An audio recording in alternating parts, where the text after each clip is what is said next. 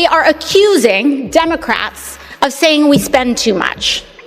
For anyone that wants to entertain that thought, I ask you to think about the last time a person has said in this country that the government does too much for them, that their Social Security check was too high, that teachers are paid too much. When was the last time anyone has heard or seen that? When Alexandria Ocasio-Cortez stepped up to the podium, she brought her trademark intensity, heartfelt emotion, sharp criticism of capitalism, and a dramatic appeal to conscience. Her words painted a vivid portrait of a country divided, a society where wealth gathers at the top while working families struggle to stay afloat. The speech quickly spread online, earning applause from supporters and stirring debate among skeptics. Yet inside the chamber, the energy shifted. The passion was real, but the economic picture she described didn't always align with the data on the ground. That's when Congressman Chip Roy rose to respond. His tone was calm, but his challenge was firm. He questioned whether expanding government power had ever truly solved the nation's problems, or if it had only created new ones. He asked why taxpayers should trust an ever-growing bureaucracy, or an IRS that seems more focused on control than service. Roy's rebuttal sliced through the emotion with surgical precision. His argument was simple: America's frustration isn't with free enterprise, it's with government excess that keeps families under pressure. In that moment, the House floor turned into a clash of philosophies, one powered by feeling, the other grounded in accountability and restraint. The quote,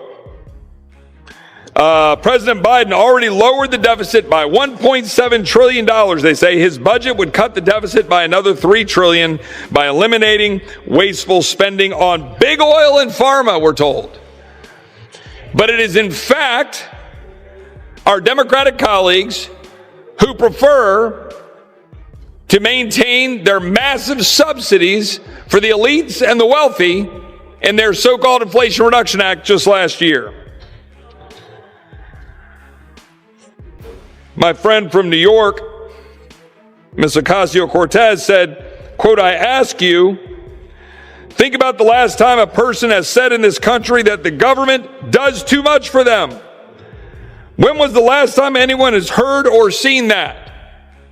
I'll say it. I'll say it right here. I don't want the government doing most of the things that the government is doing to interfere with the ability of the American people to carry out their lives. Federal, state, and local. When was the last time you had a bureaucrat show up and you said, oh joy, thank you. I'm really glad there's a bureaucrat here. Chip Roy didn't waste time. He took AOC's fiery remarks and flipped them, asking a question that cut to the core: when have Americans ever demanded more government control over their lives? His examples landed hard: families drowning in red tape, small ranchers penalized for technical errors, and parents criticized simply for protecting their kids. Each story built his case for a government that had grown too large, too distant, and too self-interested to understand the people it claims to represent. Roy reframed AOC's emotional appeal as something deeper: a battle between freedom and bureaucracy. Then, with precision, he pointed to America's staggering $32 trillion national debt, breaking it down to a personal level, nearly $100,000 owed by every citizen.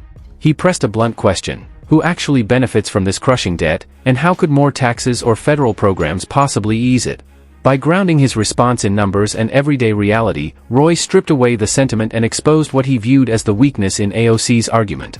What began as an impassioned plea became, in Roy's hands, a debate about sustainability, discipline, and the price of political promises. When was the last time you were thankful for $32 trillion in debt, $100,000 almost for every man, woman, and child in America?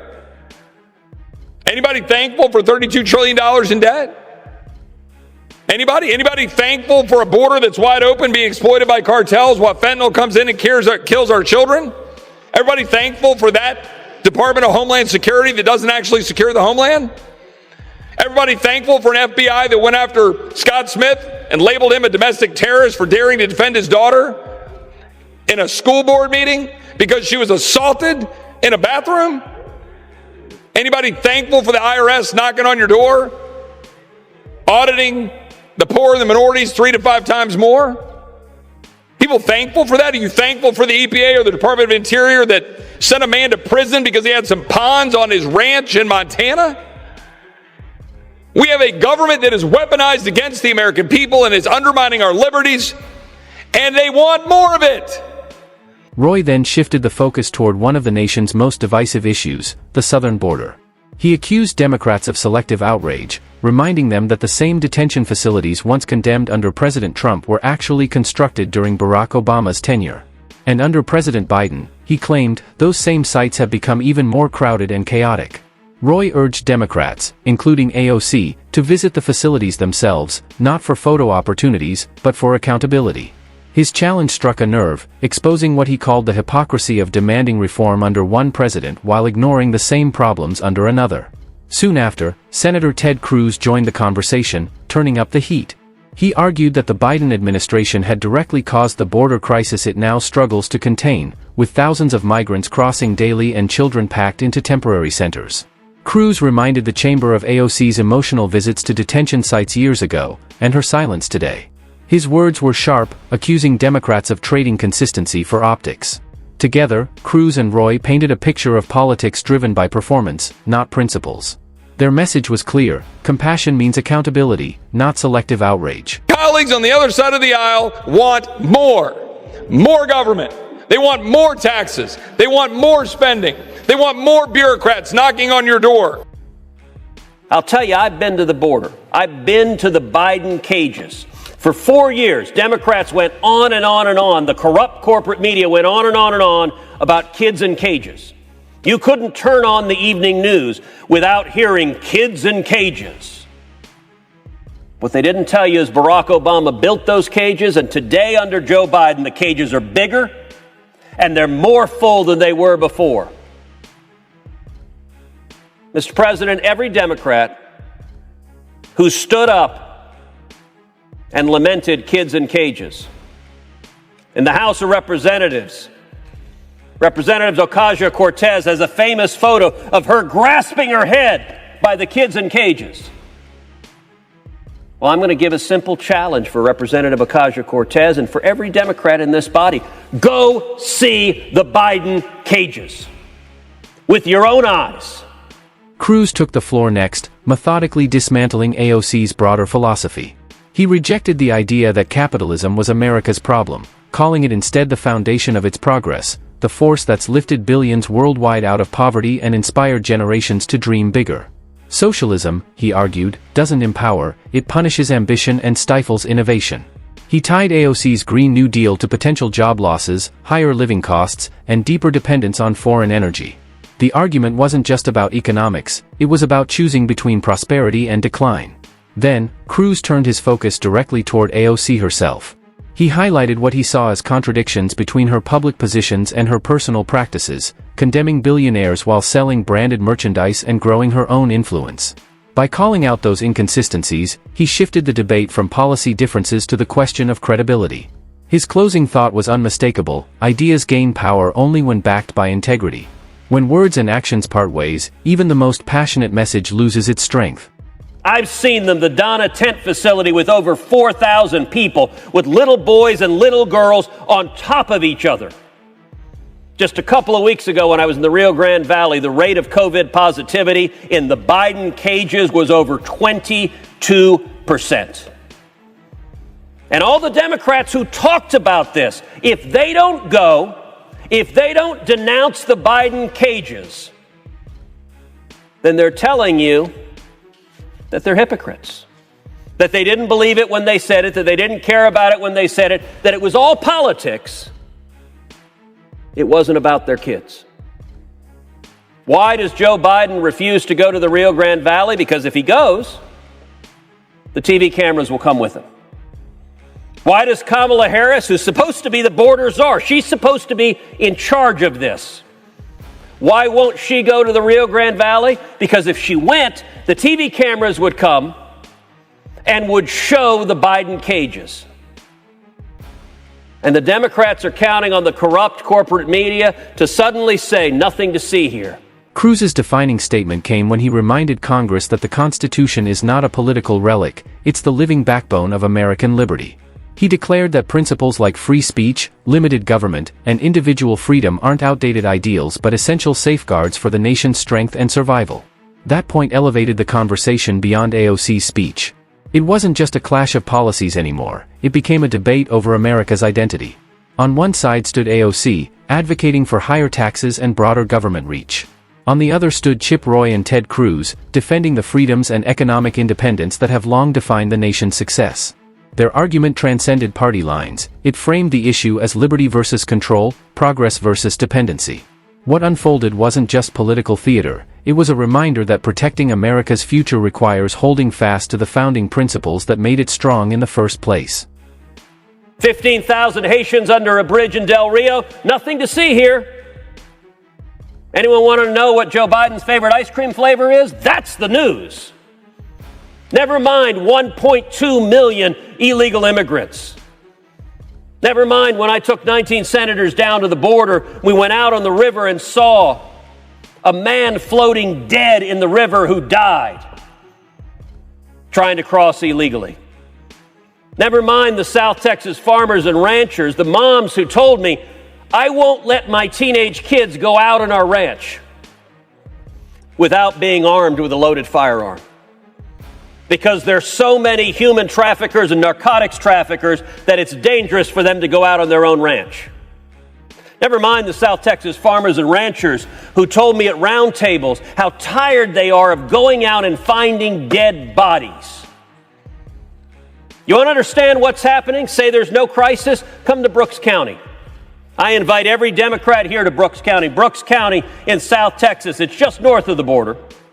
AOC's speeches have a reputation for sparking emotion, and her latest one was no exception. She delivered a stirring picture of a country in crisis, full of inequality and injustice. But behind the passion, critics saw a gap, ambitious promises with few practical details. Who would pay for the sweeping new programs? How would they work in the real world?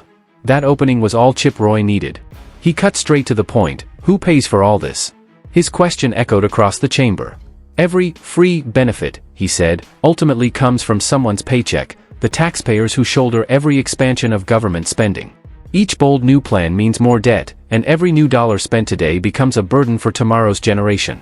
Roy's tone was steady, not scornful. His message, true leadership isn't measured by the volume of your passion, but by the weight of your responsibility.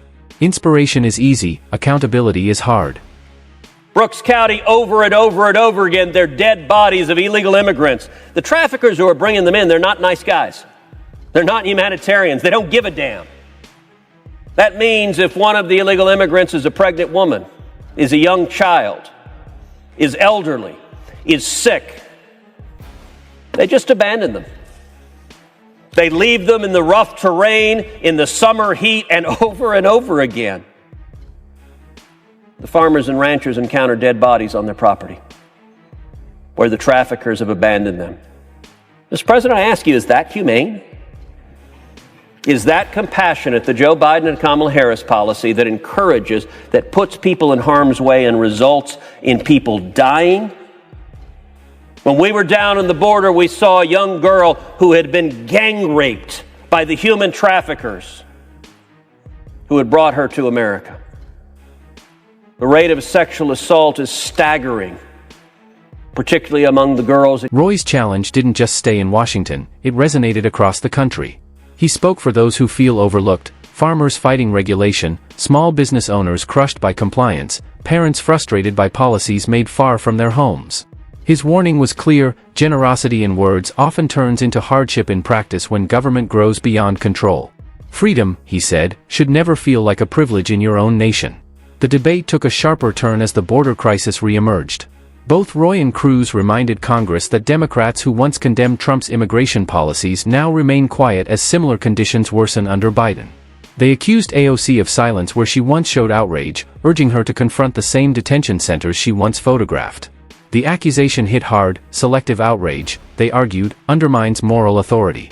Cruz then pivoted to economics, celebrating capitalism as the driver of progress and innovation. Socialism, he warned, has consistently failed, eroding incentive and spreading poverty wherever it takes root. He cast AOC's vision as not only unworkable but dangerous to the country's long-term stability. Both men accused her of prioritizing attention over achievement, turning politics into performance. Viral moments may trend online, Cruz said, but they don't solve real problems for working families. True leadership isn't about applause, it's about results. He closed with a call to defend the Constitution and resist any expansion of power that erodes liberty. For Cruz and Roy, this wasn't just a policy fight, it was a defense of America's identity. One vision sought more control and higher taxes, the other championed freedom and opportunity. And as Cruz warned, the stakes couldn't be higher, because what's at risk isn't just policy, but the promise of America itself.